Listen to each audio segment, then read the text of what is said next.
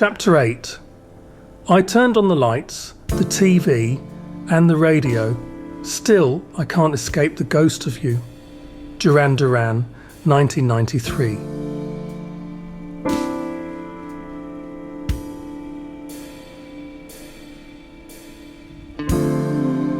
Nichols grabbed Deepak's arm at the top of the stairs. Quillen was still in the toilet. Deepak, I'm not going to be some Abraham Van Helsing here. I'm humouring your landlord, and I'm doing it for you. But he may well be a complete lunatic.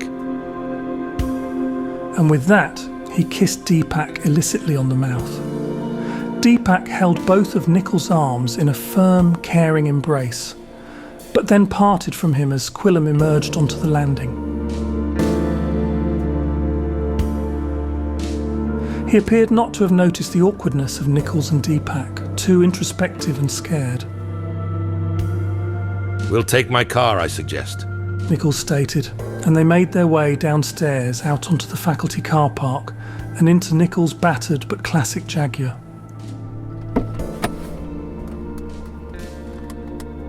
Deepak was already used to the car. Quillen was too self-absorbed to comment. Nichols navigated their exit and then turned in the direction of the village, the church and the cemetery.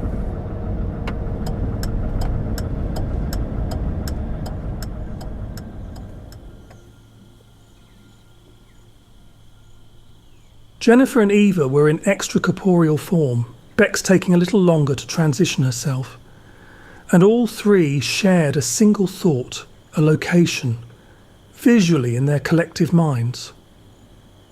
The cemetery. Bex still inhabited it, not yet accepted into the safe haven of the coven, not yet. She had to complete the next step, to murder her father.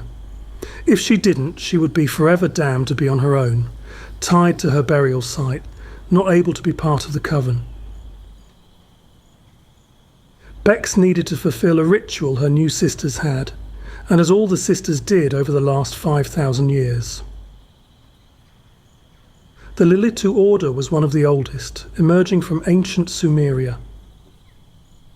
Lilith herself, Adam's first wife prior to Eve, had transitioned the first of the order, some of whom, the elder ones, were still living undead through thousands of years of history.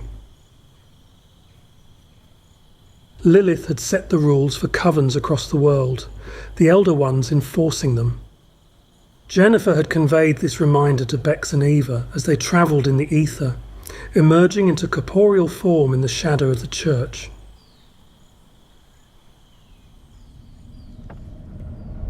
Nichols' Jaguar was fairly close to the churchyard car park, its headlights in the growing dusk picking out the eerie emptiness of the village outskirts.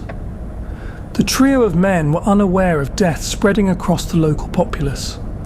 All those open doors, the mesmerisation and invites to come in. Victims preying on yet more victims at a geometric rate, a discriminating infectious disease. They arrived at the church with the sound of tyres on gravel, headlights turning off, doors opening slowly with trepidation. They all could feel something not of their nature, Nichols and Deepak glancing at each other, Quillen shuddering and looking like he could vomit onto the gravel. The three Lilithus tensed as they sensed the humans in their vicinity. Either of the three could easily take on the trio of men. It would not be much of a contest. They started to circle, Bex in the centre, Jennifer and Eva to her sides, already in a position to outflank the men as they stepped into the pocket they had formed. The trap. Nichols was quietly questioning Quillen again, picking out details from his fractured memory of the encounter with the undead Bex, his daughter. Deepak followed them dutifully as they all made their way to the main pedestrian gate to the cemetery. Jennifer stopped, momentarily distracted, her face turning, looking beyond the church. She sensed what, Surely not. More vampires, more undead, but not like the orders. These were freshly initiated, and there were many, many. This should not be. She glanced towards Eva's position, seeing that she too was also alarmed. It would have to wait until after the father slaying, but they would need to investigate further. Bex needed to cross this threshold and join their order. She had to.